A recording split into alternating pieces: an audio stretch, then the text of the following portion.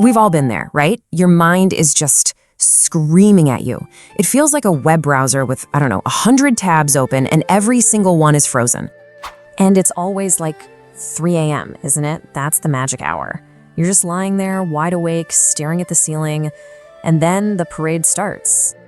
And all of a sudden, your brain just decides, hey, you know what we should do right now? Let's replay that one really awkward thing you said at a party back in 2012. Or, oh man, that email, we all have that email. And just when you're done with the past, boom, it rockets into the future. You're literally planning out arguments for conversations that haven't happened yet, and probably never will. You're just running through every single worst-case scenario. It is absolutely exhausting. So that feeling, right? That feeling of being completely stuck, that mental paralysis, well, there's a perfect analogy for it from the tech world, one we all know, and let's be honest, we all hate. Yup, it's the spinning wheel of death, but for your mind. Your brain is totally frozen. It's just stuck in this endless loop, trying to process everything all at once, and just like a computer, it can't handle it. You get that little spinning wheel of anxiety, just churning away right in the middle of your mind.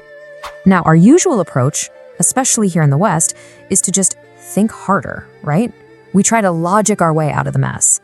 But what if that's the absolute worst thing you can do? What if that's like pouring gasoline on a fire? What if all that frantic thinking is the malware?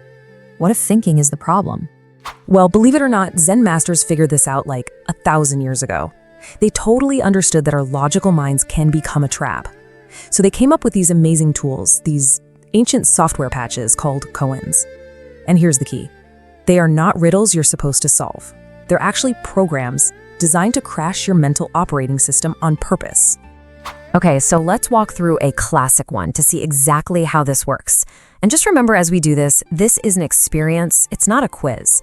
There isn't one right answer you're supposed to figure out. All right, here's the setup. Picture this. A baby goose is put inside a glass bottle. It's fed every day for years, and it grows and grows until it's so big it completely fills the entire bottle. Now your task is simple. Get the goose out. But there are 2 rules. Rule 1, you cannot break the bottle. Rule 2, you cannot kill the goose. So, how do you do it? Seriously, take a second. Let your logical mind really chew on that. What's the solution? You feel that? The moment you try to analyze it, you just hit a wall. You're completely and utterly stuck. Because let's face it, logically, it's impossible. And your brain just starts racing, doesn't it?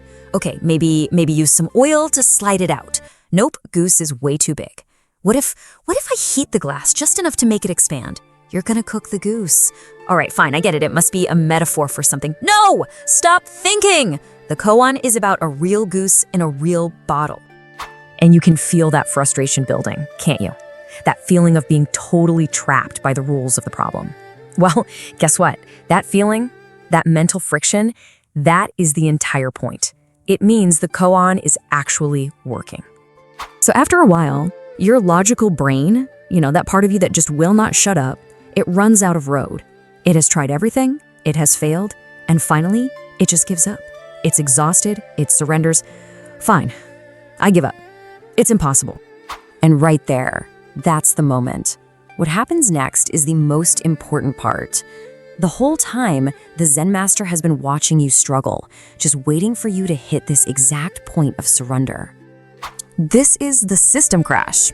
It's the blue screen of death for your analytical mind. That spinning wheel of anxiety, it just stops.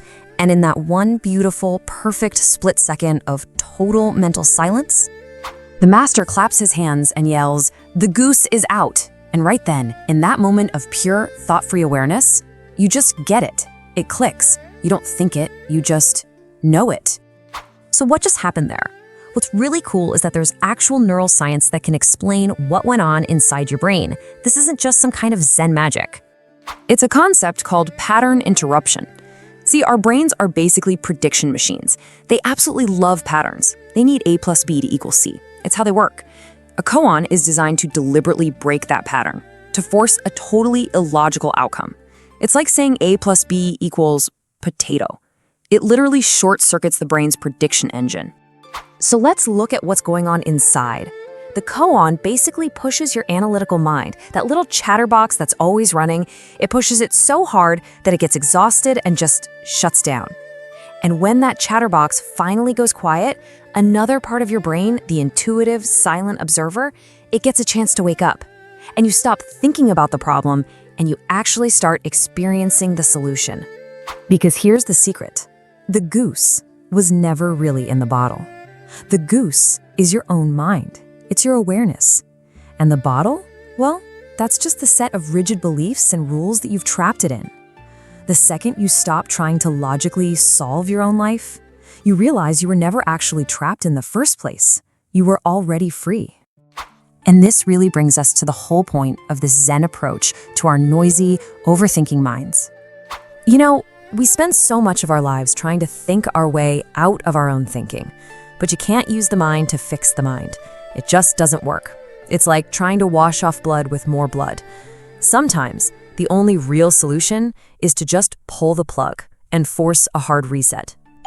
So I'm going to leave you with this, and it's a question not to answer with logic, but just to sit with, to feel. Are you using your thoughts to actually go out and experience the world, or are your thoughts using you to hide from it? Subscribe for daily wisdom.